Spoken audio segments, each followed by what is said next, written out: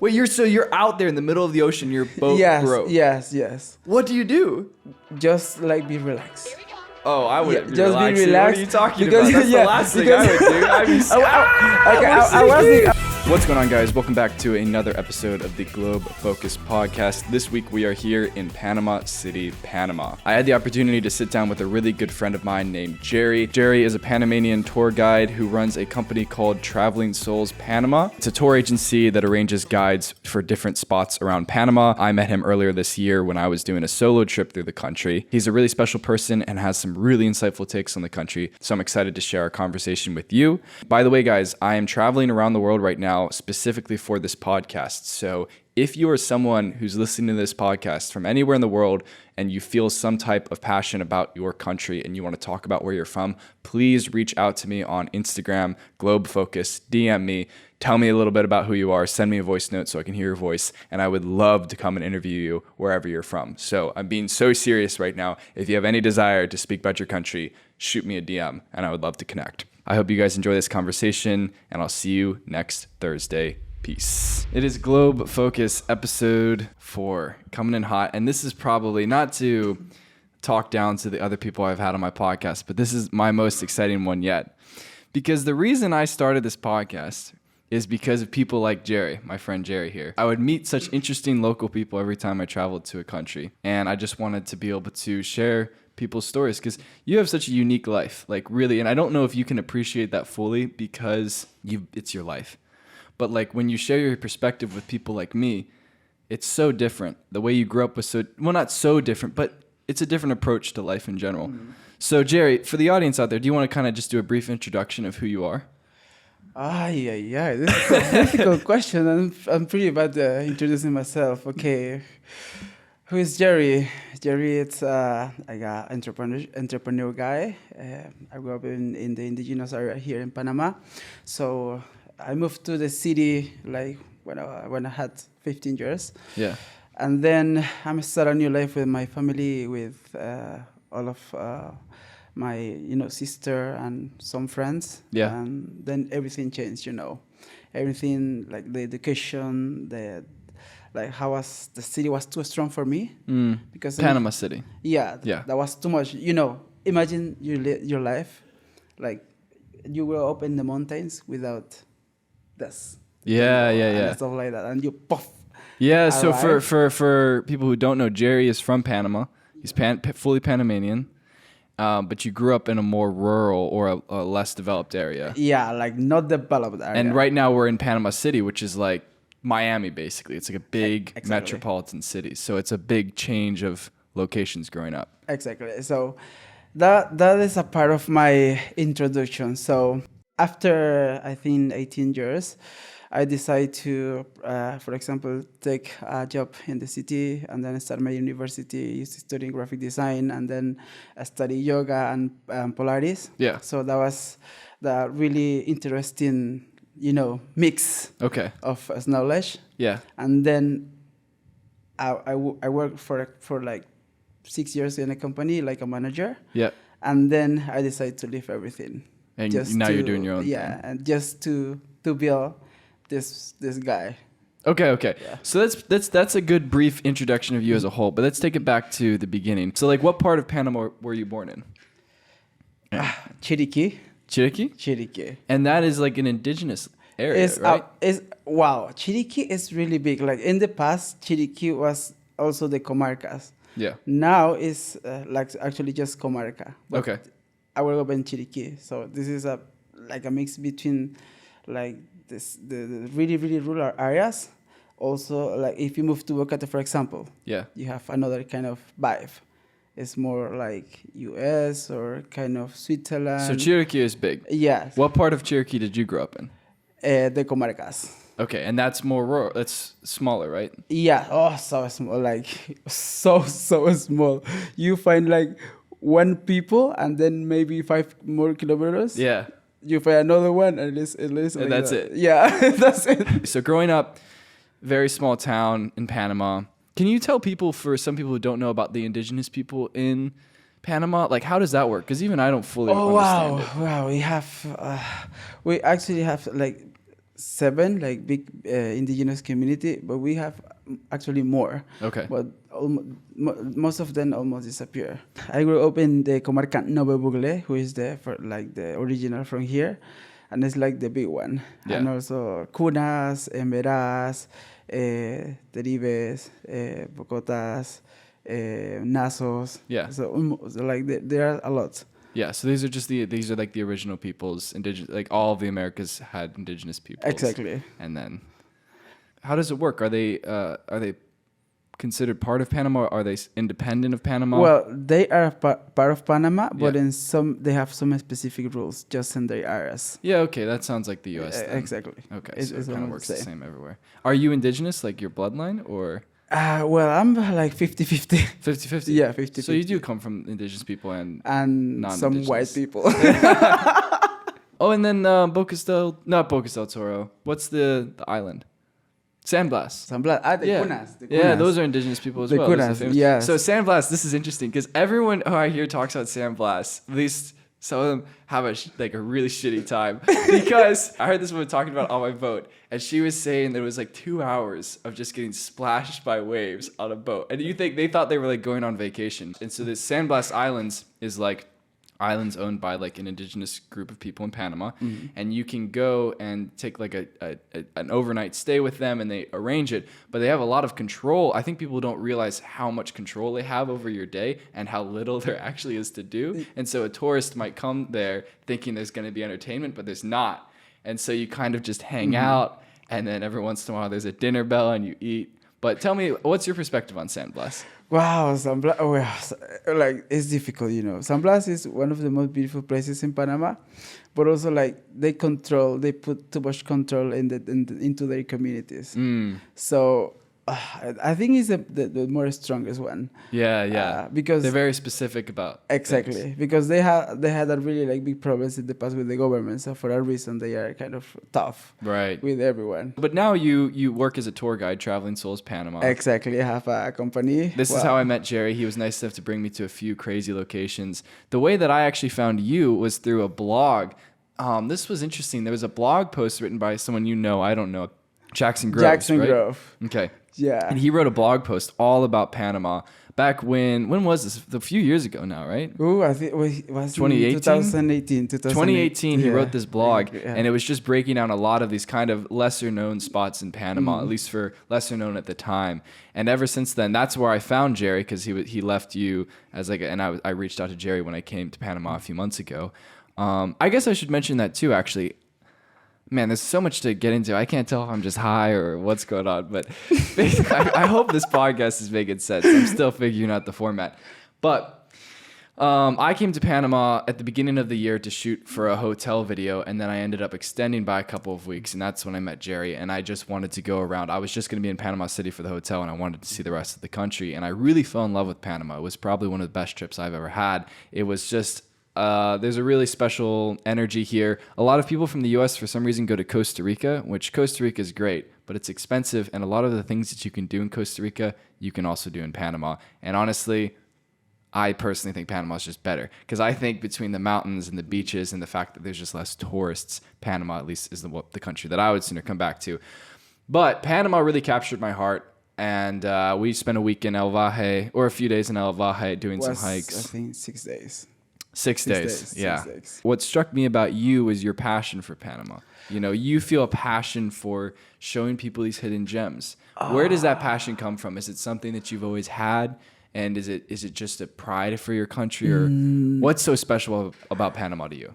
I think it's because I come from the indigenous area, and I really appreciate the mountains and the contact with the nature. Yeah, when we were driving through like El Valle, like you're looking up the mountains, and you've lived there, you've been there, you've seen these mountains. But when you spoke about them, like I could feel the passion. And then I looked at them and I was like, yeah, man, these are amazing mountains. Like we're in this little valley. It's a beautiful town. The sun was setting. Like it's just an amazing vibe. So you just appreciate that more than other people, I think. Yes, of course, because it's a different feeling. Yeah. It's a different feeling.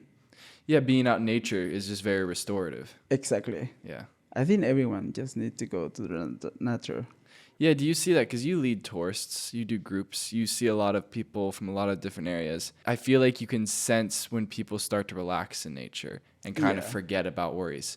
When we went to those waterfalls that one day when we were swimming, Which one? you remember like when there was a lot of tourists actually? No, but the one where we swam, where you cliff jumped. Pozo Sol. I remember distinctly seeing people start to smile more. And I think you saw just like the sun hitting people's faces. And like, I love being out in nature, you know, swimming, getting wet and then drying on rocks. And everyone's just slowly drip drying together. And you're in this space, you're in nature, you're in a natural habitat. And so it must be really cool for you getting to see people step back into nature. Right? Come on. Help me out here, man. Where's the pen? I need to hit the pen again. Oh, I need the water. Yeah, get some water. It's okay. Look, it's also like you're overthinking it because... No, I'm okay. Just... Look, like, it's just me. We're just talking.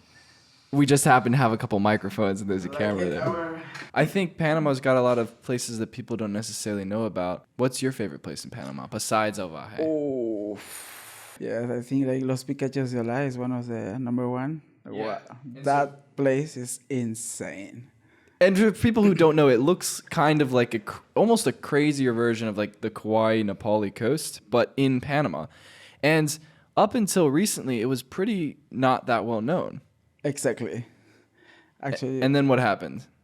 Like everyone just go there. Everyone. No, it's one of the like this. I think it's the second place or the third in the list, the top list of Panama. Of Panama. Yeah, and because when we did, I did it twice. The first time especially, there was a ton of tour guides going up, and it was early in the morning. Like like people were getting up around 4:30 a.m. to do it, which I was like, that's crazy. 4:30 or 2. What is it like? What has it been like for you seeing? Okay, so you've been doing tourism for a while. Yeah. What has it been? Has it been interesting to see the shift in how tourists travel now that Instagram is a thing? Yeah. Like, people are more concerned about pictures, right? Yeah, exactly.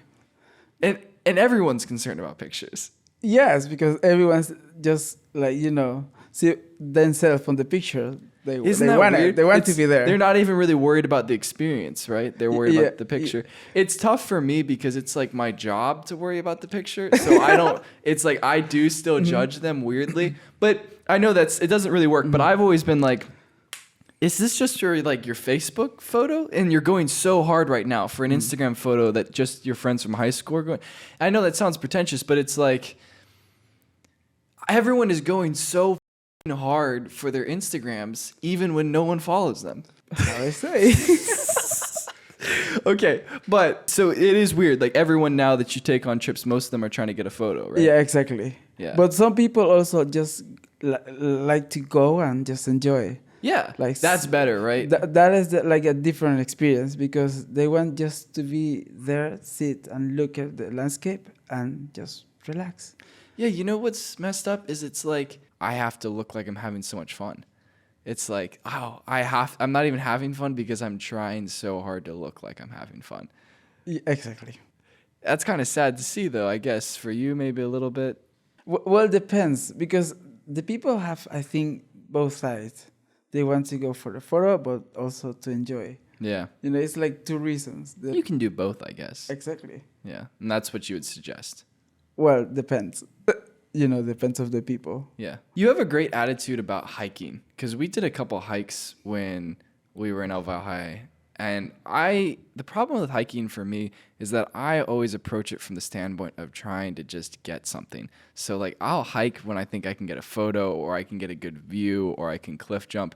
But hiking in general is like not something I enjoy. But he gets to it. I mean, you were moving up those mountains at 4 a.m, doing hikes that you've done 1,000,000 times before. You know, you've done them with other people, you've done them with other photographers, you've done them with other influencers, and you're happy, you're excited, like you're just ready to go.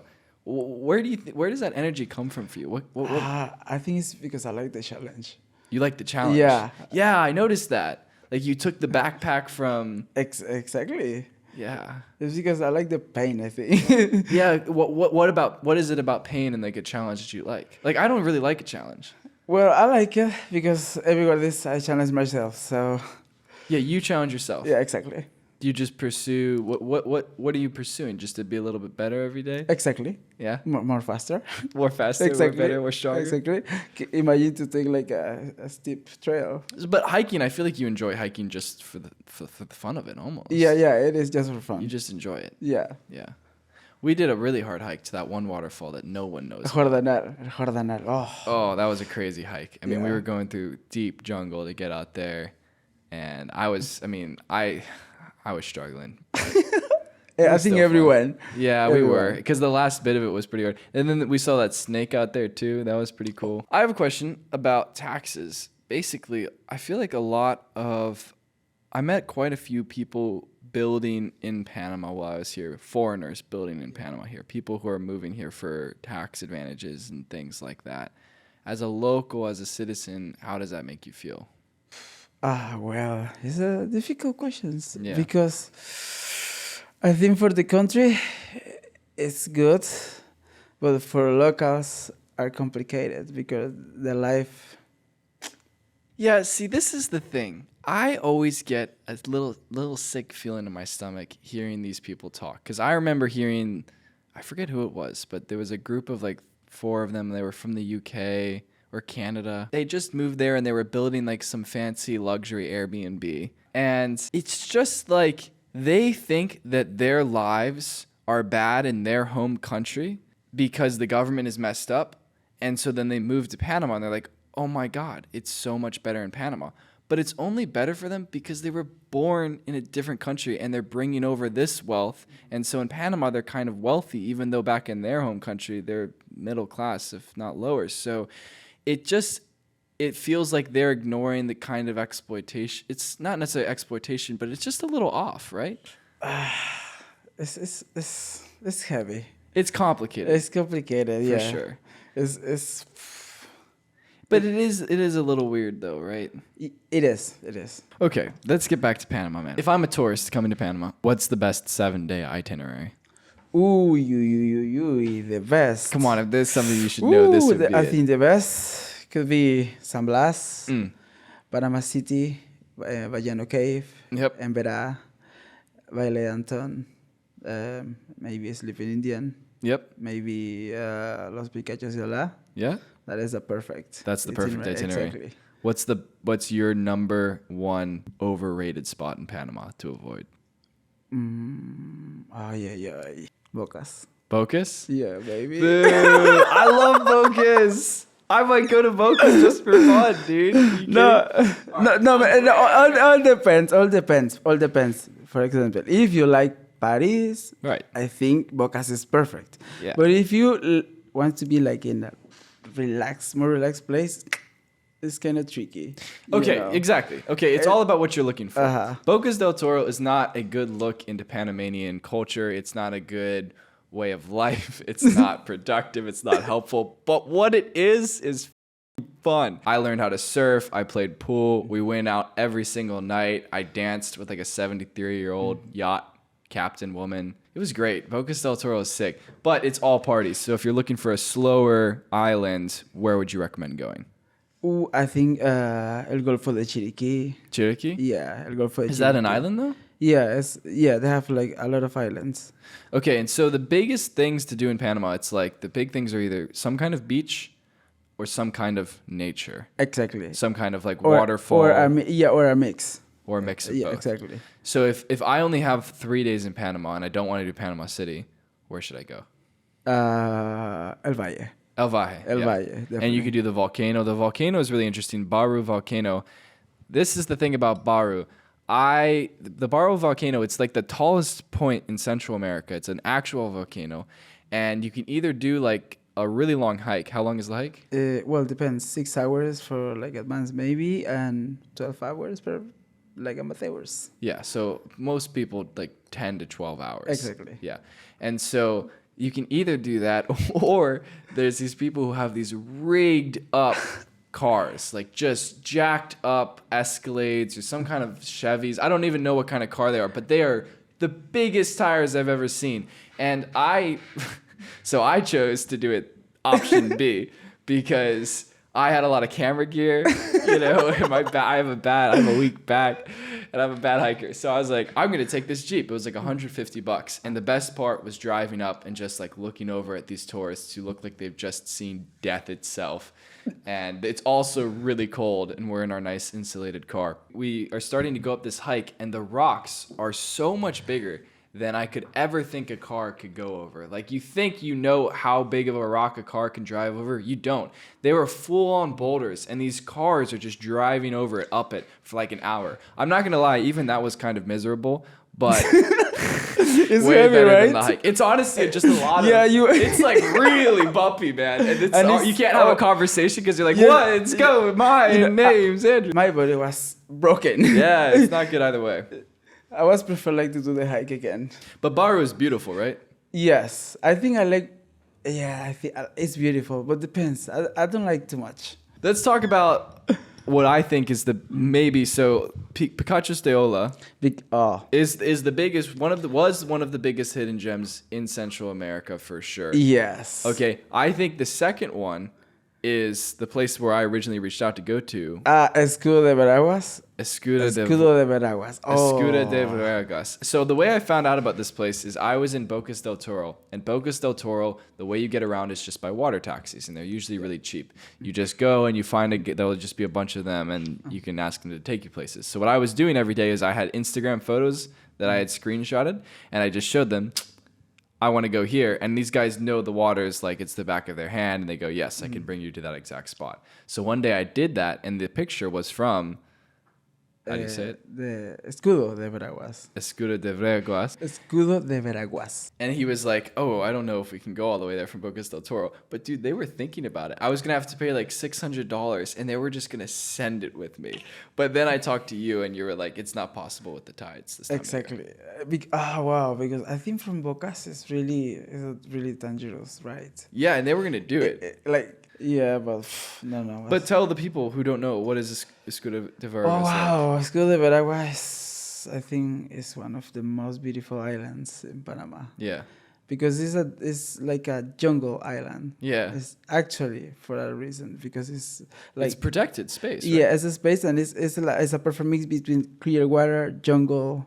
That's the craziest thing. It's like... beautiful. That's what I saw. I saw this beautiful image of a girl swimming through this. It looks like a creek, but the water looks like the Bahamas, like perfectly clear. And then it's in the middle of what looks like a jungle. So it's so crazy to see like a jungle, which usually when you see jungles and water, the water's murky and dirty. You see jungle and you see perfectly clear water. And like nobody goes to this spot, I feel like, because it's difficult to get to. Yeah, it's really difficult because you need like a perfect weather conditions to go there. Yeah. For example, the safety ways from Chiriquí Grande. Yeah. But all depends of the weather, because we when you travel from Chiriquí Grande to that island, take almost 2 hours. Right. With like a really nice weather. But in certain times of the year, it's just the tide is too big, the waves are too big. Yeah, too big. You would just be going up and get splashed, boats break. We had it 2 times in a boat bigger broke? storm. What was that? Were you on the boat? Yeah. What? What was that like? Wait, you're out there in the middle of the ocean. Your boat broke. Yes. What do you do? Just like be relaxed. Oh, I wouldn't be just relaxing. be relaxed. What are you talking about? That's the last thing I would do. I was the guy. I would be doing like some Titanic bullshit. Can you imagine to be a guy, to be so desperate, like, oh, we can die. No, I was like just chill with the driver, and it was like, well, we need to be calm because... Okay, so be calm. That's the most important thing. But what do you do after being calm? Well, just drive back to the coast. With the boat broken? Yeah. So is it cracked in the middle? Yeah, we just stop and then like... Turned around? The wave just moved off to... Just took you back to shore? Exactly. But for a moment there, you were like, this is crazy. Yes. Yeah, water. Have you always grown up on water? Have you always been around the water? No. Okay. Because I didn't grow up in water. And I actually have a little bit of trauma because I almost drowned in a wave pool when I was 8. And then my mom tried to save me, and she almost drowned with me. And then the lifeguard had to turn off the wave pool. And it's funny, too, because where we went, I think it was called Ocean Breeze in Virginia. And like all the reviews are like, the wave pool almost killed me. And I'm just like, how is this still running if it's like so many people have almost died in the wave pool and it's just like still open, still running, just another victim. And it's like the owner knows. He's like, yeah, people consistently almost die in this wave pool. But anyways, so water has always scared me a little bit. And I can't even imagine being out in the middle of the ocean and my boat breaking. Yeah. Well, no. Scary. It's no. You wouldn't want to do it again. No. Was it how many people were on your boat? Oh well, the first time was 20. 20 people on that 20 trip. people? Yeah, on that trip. Yeah, On the boat. Yeah. And it broke. No, but Were no. people like, what the fuck? Well, the first time was 20 people, but we just stopped in the middle of the trip, just to be Okay. safe. But the second one, that Yeah. was the worst time Yeah, what happened there? because we was drive back from Escudo to the coast, Yeah. and then the storm just come. It just got you. Exactly. Wait, so it's just like a big rain cloud. It's raining. Rain big and then waves. a storm and then the waves. Is it like the wind blowing? Like Yeah, that? exactly. Yeah, really crazy way. That's scary. Yeah, no. Yeah, I think, what do you just feel so helpless to Mother Nature, I guess? Yes. So the biggest hidden gem in Panama, Escudo de Villegas. I could totally see this place becoming popular, but I hope it doesn't because that always ruins places. I definitely still need to come back. We need to do that. Let's talk about Panamanian food. We ate good food while I was here. Oh yeah, the last time. But you're very particular with your food. But let's talk about traditional food. What's some traditional Panamanian meals? Ow. Okay, I think the arroz con guandú. Los con The mundo? arroz con guandú is one of them, like the popular arroz con pollo. Yeah. It's like rice with chicken, Yeah. and the first one is rice with beans, Panamanian beans. I love that. Like all I want out of a meal is just chicken, rice, beans. Like that's it. Everything else can just get out of the picture. Italians can go fuck themselves because I think that's a great combination. It's healthy, it's clean, you hike it off. Yeah. Panamanian food's really good. I really like the beers here too. They And have a really- patacones. Huh? Patacones also. Oh, yeah. Patacones is really good. Patacones is what? The plantains. Tell them what it is. Wow, it's a plantain fried, but you know Plantains. But it's like softer. no, it's actually crunchy. Yeah, but we made them soft too. Like the No, dessert one. we didn't. No, we did in tajadas. Yeah, is that what that's called? Tajadas. Oh, man. Tajadas was Guys. the sweet one. The best meal of my travel life was on this trip in Panama because we were staying at this really cool hostel in El Valle called Bodhi. Yeah. And it's got a really cool community energy. It feels very safe. Everyone feels very like-minded. Everyone is just hanging out, doing hikes, enjoying life. It's a really slow, nice pace. And one night we had like a crew of people and we all went grocery shopping and I was supposed to help cook, but I didn't. He's really bad. Yeah, cooker. I went and got chicken. I got a lot of chicken, and they all cooked this beautiful meal, very Panamanian. Everyone just helped out, and then we didn't even know each other that well. Nobody at the table. You knew people because everyone knows Jerry. Jerry's like a celebrity in Panama. But No. we'll get back to that. But it No, was a no, beautiful no. meal, and it was really special. But my favorite food was the soft like plantains. Yeah, tajadas. Tajadas. Yeah. So those are just like, how do you make those again? You just cut up the plantain and Yeah, we cut tajadas. We do a slice with the plantain. yeah, slice it horizontally. Exactly. Yeah. And then we just put it fried. And you just cook it for how long do you Exactly. think? Depends. Yeah. If it's like too. Do you add any syrup or anything? No. That's the American in me. Like, how No. it just naturally tastes like it tastes so sweet. It's so good. Yeah, because if you have a green plantain is for patacones, but the yellow one is when the plantain is ready to fry it and have this kind of. So yellow is the ones that you fried. Yeah, exactly. So if you want chips, use the green ones. Exactly. Yeah. Okay, that makes sense. Yeah, plantains are very underrated in America. People, because we're such a potato country. It's like it's either potato. It's yeah, like your potatoes starch. and we are patacones. Exactly. Yours is better, honestly. So. Okay. Yeah, Panamanian food's super good. I think. What about Panama? Do you think there's a lot of Panamanian pride? I think. When I talk to people from Panama, I feel like there's a sense of pride. Do you not feel that way? Prime? Pride. Ah. Like proud of your country. Yes, I think Panamanians are very proud of our country. What do you think specifically? Like, just like, where does that come from? Because I really feel it when I'm here. Yeah. I think it's because we are Latins, you know. Yeah, we are Latins. And the Latins are so passionate about their countries. Yeah. I think it's because we are Latins. That is because the you're reason. Latin. Yeah. All right, can you give me some Latin like stereotypes? Like, okay, how do Colombians and Panamanians, they don't get along, right? Colombians, Panamanians, not so much. I think no. They do?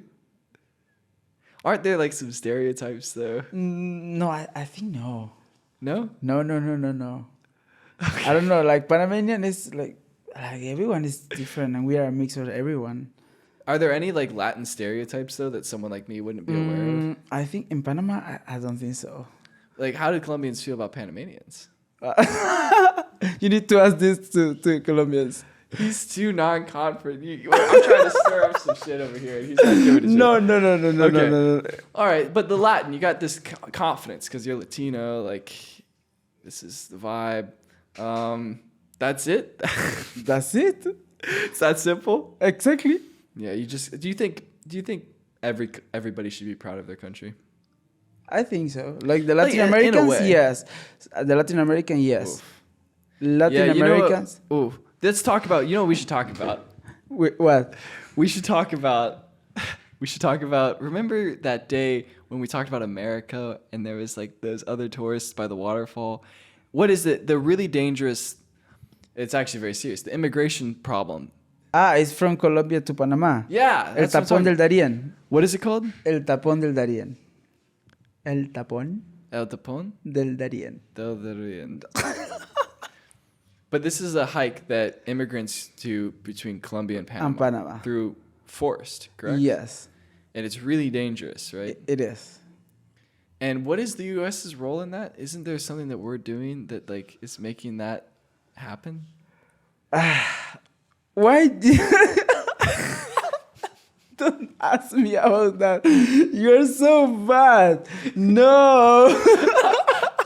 This isn't bad. No. You know, this is so... I'm trying to talk about the real issues here. We gotta talk about the real issues, man. We gotta get to the heart of it. It can't be all sunshine and rainbows. No. This is a really, really dangerous question for me. Okay, let's get back to beauty in Panama then. Wow, the beauty in Panama. That's an easier conversation. The beauty of Panama is the people, you know, the landscapes. Yeah, Panamanians are very warm people. I did notice that. I think they're very kind, even when like I couldn't speak Spanish a lot, which is more difficult. Like if I'm in Japan or a country or Arabic, like obviously I don't speak Japanese or I don't speak Arabic, most likely. It would be very unlikely for me to speak it. But Spanish, when I'm in a country that speaks Spanish, it's like, yeah, I probably could have learned Spanish, and I wish I had. I was always bad with school, but I did take Spanish, and I never paid attention. If you're in school still and you have the opportunity to learn Spanish, definitely take that seriously. Exactly. It's so important. It's very important. There's so many people out there that you can communicate with. Should I be scared of Latina women? I don't know. Maybe. Probably, right? In your experience, like you grew up mostly with sisters, right? Exactly. Oh, so yeah, 7 girls. You grew up with 7 sisters? Yeah, no sister. One sister but 7 girls. The cousins. And so you mostly grew up with girls? Yeah. So should I be scared of them, Latinas? Depends. Yeah, because I'm talking to one right now. She's Brazilian. Oh. And she frightens me slightly. So I'm saying, like, in your experience, should I be concerned? I don't know. Depends if she's a good girl. I'm saying stereotypically. No. It's difficult because the stereotype like that, is maybe, that Latinas are like. If it's like that, maybe could be bad. Are they like aggressive? Or are they just like spicy? You gotta give me something. I think all of them. I think all of them. I'm gonna dig. I think all of them. You love them? Yeah. I mean, I love them. I think I have always been attracted to Latinas. Traditionally, this is why I should have learned Spanish. Oh, Tell me something in Spanish? Encantada de conocerte. Chicas, ya saben. Check me out. How many days? How many days you stay here, actually? I stay here for like 3 weeks, 3.5 weeks, almost a month. This. Oh, here? Uh-huh. Oh, no, I don't even have, I have to figure out what I'm doing. Why? I literally, tomorrow I wake up, I have to check out this hotel and I don't have a hotel anywhere and I haven't booked a flight. I have to do it tonight. I have to decide if I'm going back to Miami or not. Oh. Or if I'm going to go to Colombia or I was going to go to Bocas del Toro. I think I'm going to Bocas for sure. I don't know, because I don't want to party because I met this girl. So you're going to go to Brazil? Guys, it's just too difficult to know. I swear, I hope she doesn't listen to this. But how am I supposed to know, like, what to do? Because I could go to Bocas del Toro, but it's like a party place. And I'm probably going to meet people. Where maybe? And I don't really want to meet people, right? I would rather just hang out with her. But I feel like if I tell her that, she's going to be like, he's too dependent. He already wants me too much. So if I keep it to it's like, what am I supposed to do? She could be out there doing stuff with other people. I have no idea. You know girls. Come on, help me out. No, I know girls, but... Do you think in general you should always follow your heart with love? Well, follow if you like it. Oh my God. You're very vague. It is. Jerry, here's the thing about you, all right? Mm-hmm. I know you're a very opinionated person. Yes. Very opinionated. And I will sit here all night long if it takes until you give me one strong opinion on something. All right? No. I need a strong opinion on something. You know, people are listening to this podcast, right? Yeah. There are people out there right now who are very sad. A lot of people are very sad. And I think Panama has a thing or two to teach a person or two about being happy. Yes. What do you think Panamanians know about being happy? Like, where does that happiness come from? Well, I think, I think the happiness come from, like, first, for their personalities, they to be proud of themselves, of the country, and on their life, too. Yeah. So they appreciate everything they have. Yeah. So I think for all of the things, that like... They're just proud of who they are. Exactly. Do you think people encourage each other to be proud of who they are? Or is everyone just... I think it's everyone. Just for themselves. Just for like, themselves. I will be proud of who I am no exactly, matter what. Exactly. And everyone is like that. Yeah. So it kind of balances out. Yes. Do people in Panama care about what you do for work? Like for the life or for the day jobs? In the U.S., I saw a video on TikTok. This Italian guy was talking about how in Italy, nobody ever asks what you do because it's considered rude and work is just not that important to them. It's more about living a healthy life. In the U.S., it's not like that. It's not considered rude at all. It's like the second or third question is, what do you do for work? So what is that like in Panama? How much, for Panamanians, how much is work part of their identity? Wow. I think the 80% of their life. 80%? Yeah. So it's a big part of their identity. Yes. Yeah. What's the most common job out here? Well, the common job, maybe on the construction. Construction? Yeah, construction. Yeah. It's the first one. That's hard work, right? Yeah, it is. But you can make enough from that to support a family, more or less? Well, if they have this job, they have also good money. Yeah. Because not everyone wants to do this job. Right. That makes sense. So. But 80%, so like it's a big part of identity is work ethic. Yeah. Yeah. Makes sense. Do you think that's a good thing or a bad thing? Because that's how it is in the U.S. And I sometimes think that we care so much about our jobs, but at what point do we all realize that this is just like a trick and it's just about money? And there needs to be other things in our lives besides our jobs. That's how I feel in the U.S. Sometimes I think way too much about my job. You do what? I think way too much about my job. Yeah. Why am I even worried about my job? Why am I worried about how I'm going to make money? Like, I want to make enough money to survive, but I also want to live freely. Wow. Here is so difficult on that way. Yeah. Because most of the people depends to have a job. Yeah, to have a job. Man, yeah. So You're working hard. Yeah. Just to have a business is a bit complicated. So imagine. It's very difficult. Yeah. Is there but people here, I don't know how to phrase this right. Do people here feel poor? Some of them.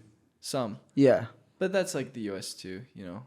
There's definitely a lot of poverty in the US. No, but I think like here I think everyone could be rich because some of the people in the countryside they have a lot of land, so they just need investments and stuff to have a better life, you know. Yeah. And like the government need to provide all of the things, so to provide to the people a better life. Makes sense. There's a lot of Germans who come to Panama right now. A lot. I think this is a potato. Why are there so many Germans in country? Panama? I think it's because they have a history. Like Of what? Janusz is like a brother. He make like kind of a kid book. I thought it was because I saw there was like this big Panama YouTube series that blew up. And that's why, because I went to a hostel, like I probably met more Germans than Panamanians in Panama. Yeah. I met Germans and Australians. Shout out to 2 Australians in particular. Okay, guys, so after this point, unfortunately, my mic failed, but we were about done with our conversation. Anyways, thank you guys so much for listening to this podcast. Thank you to Jerry for being the guest on this podcast. If you guys want to see more episodes, be sure to comment and follow and subscribe and rate. If you do want to be on the podcast, I'm so serious about this. Please reach out and email me or message me. Messaging me on Instagram at @GlobeFocusTravel is the best way to get in contact with me. Thank you guys so much for listening. I hope you guys are enjoying this series, and I'll see you guys next Thursday. Peace.